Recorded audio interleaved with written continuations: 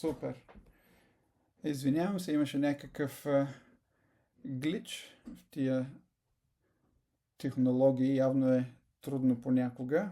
Така че радвам се, че ме чувате и виждате. И така, първо ще започна от NDX, както винаги, ще мина през индексите. Подготвил съм ви малка изненада. Привет, радвам се, че се чуваме, Хари. Подготвил съм ви малка изненада за индексите, след това ще минем през крипто,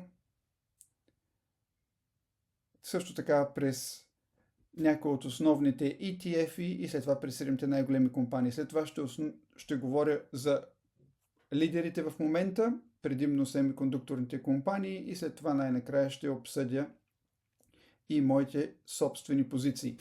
Преди около час и половина пуснах пост, в който давам по-задълбочен анализ и по-широк анализ на това, което аз виждам на пазара.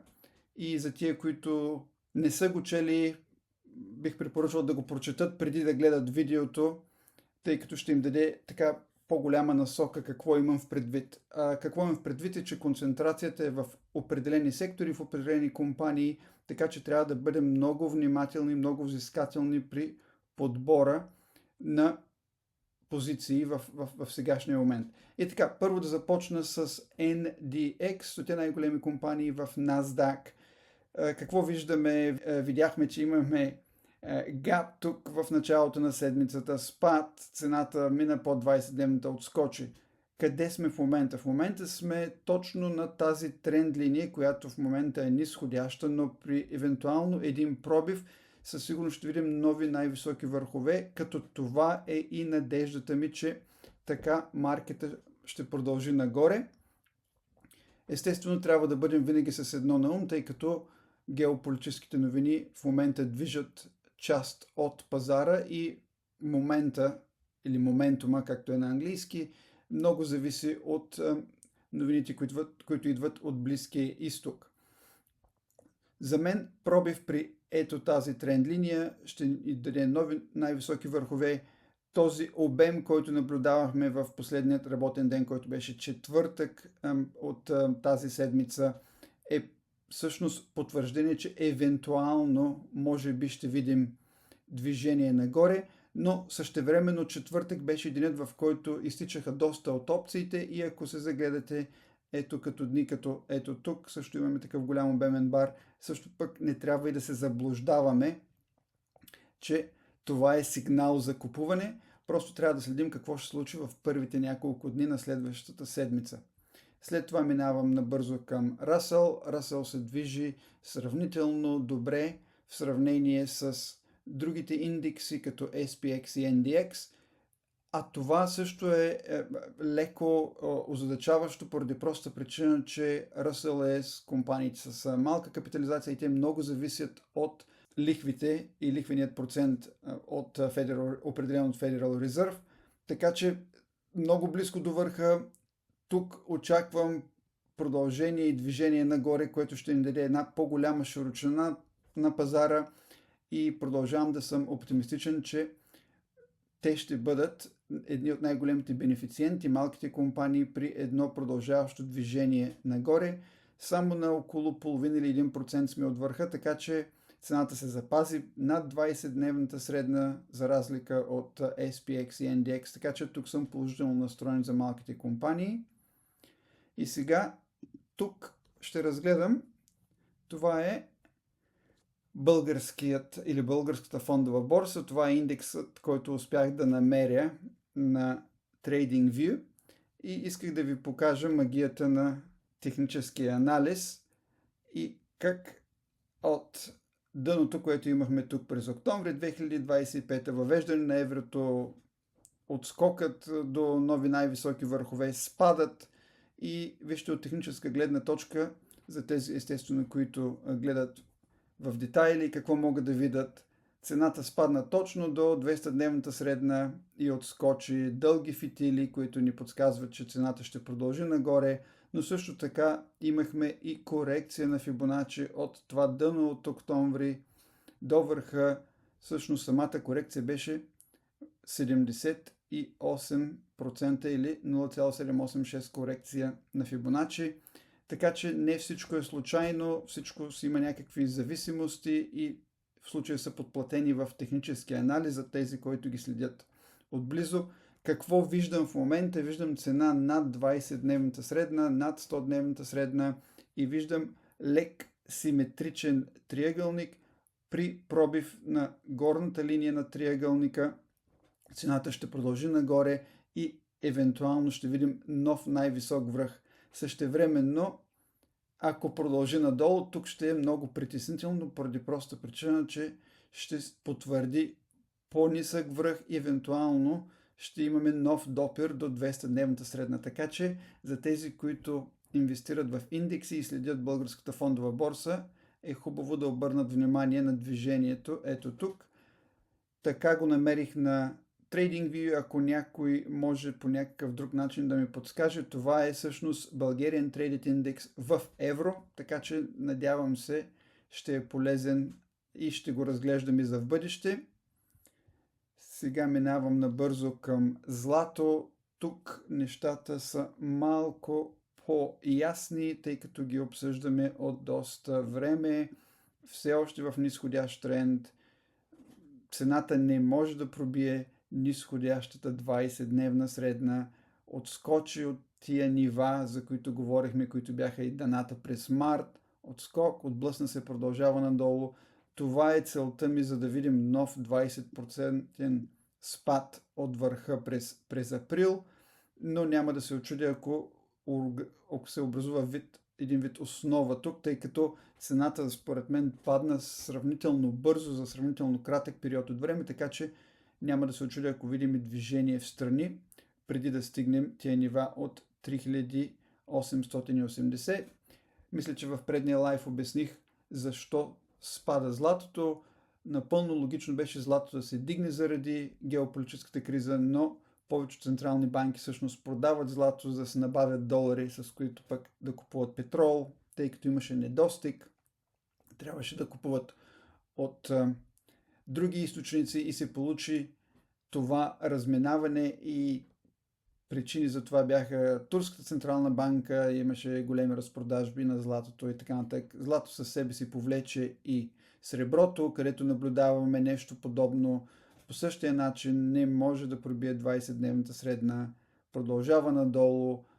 За в момента предполагам, че тия нива може би ще бъдат задържани за следващите няколко седмици, но като цяло дългосрочно не очаквам ръст нито при златото, нито при среброто, не очаквам нов най-висок връх поне в следващите 3-4 години, така че очакванията ми са цените да паднат доста още по-надолу. За среброто очаквам цена от около 30, за златото около 2700 до 3000.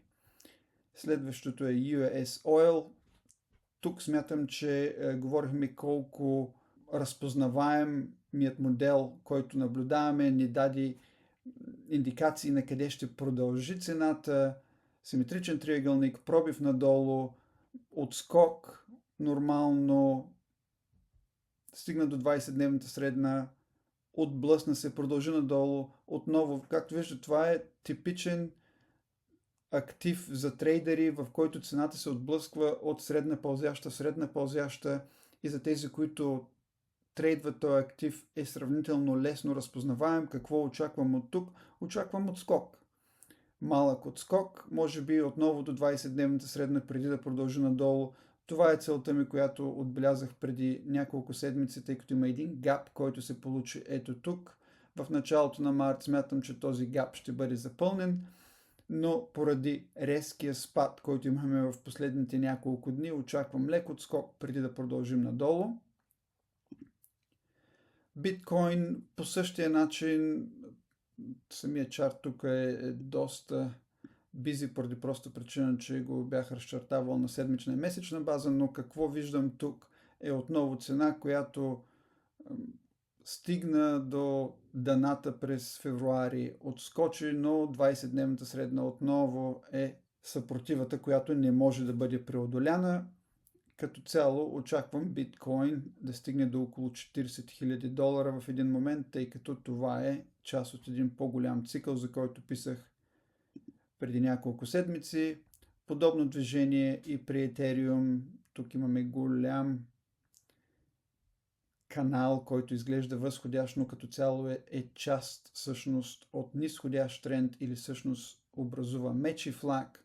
Тук виждаме подобна реакция, 20-дневната средна, нямаме реално две поредни затваряния, което да ни даде някакъв вид насока, че цената ще се обърне. Виждате спорадично движение нагоре-надолу, само едно затваряне, което се получи в събота, вчера, но поради по-ниският обем търкуван, по никакъв начин това не може да ни даде индикации, че тук някъде ще видим обрат. Като цяло очаквам Ethereum също да продължи надолу. Набързо за семикондукторният ETF SMH, който е доста популярен в последно време. Обемите не се увеличават, RSI не се увеличава, същевременно цената продължава нагоре. Получават се няколко вече дивергенции. В поста по-рано от деня писах, че вече семикондукторните компании представляват около 20% от SPX, което е доста голямо като процент, доста голяма концентрация в много малък брой компании, така че тук трябва много да се внимава. Не препоръчвам на никой да преследва тия компании, единствено компании, които са образували дъно. Мисля, че писах за Avgo в групата, за която ще обясня и след малко, е подходяща, тъй като имаше един отскок от дъната, но някои от компаниите в този сектор са доста удължени, така че не преследвайте тия компании, тъй като може и да имаме рязък обрат при този сектор. След това минавам към 7-те най-големи компании. Тук вече сме на седмична база. Минавам към Nvidia. Какво искам да обясня за Nvidia и защо също е доста странно това, което виждаме. Nvidia, както знаете, компанията с най-голяма капитализация. Би трябвало, какво да видим тук, е водеща роля, но какво виждаме е, вижте, подобно движение, което имахме образувано тук през 2023, един бокс, който имахме движение в страни, който беше тип флаг, пробив нагоре. Очаквах, че нещо подобно ще се получи и тук. За в момента пробивът беше фалшив, въпреки това цената се задържа над средна, но ако Nvidia всъщност продължи нагоре, определено и целият пазар, целият SPX ще бъде ефектиран и това ще е положително за всички, но за в момента такова движение няма. Имахме 4 червени седмици и тази кратка седмица, която мина, всъщност имахме леко положителен наклон, че евентуално може да видим обръщане. Това ще е много добре за всички, тъй като, както казах, ще помогне на целия пазар. Microsoft, причината, поради която иска да ви я покажа на седмична база, имам позиция тук, за която ще говоря малко по-късно, е тази огромна подкрепа, която имаме на нивата от около 350. Наистина се надявам да не стигнем до тези нива, тъй като за нетренирано око това може би не означава нищо, но аз лично какво различавам, надявам се да съм в грешка, поради проста причина, че също имам позиция и като цяло очакванията ми са за Microsoft са доста положителни. Следя компанията от много време, следя всичко свързано с отчетите и с всичко това, което правят, но това нищо не значи, ако фондовете решат да разпродават Microsoft.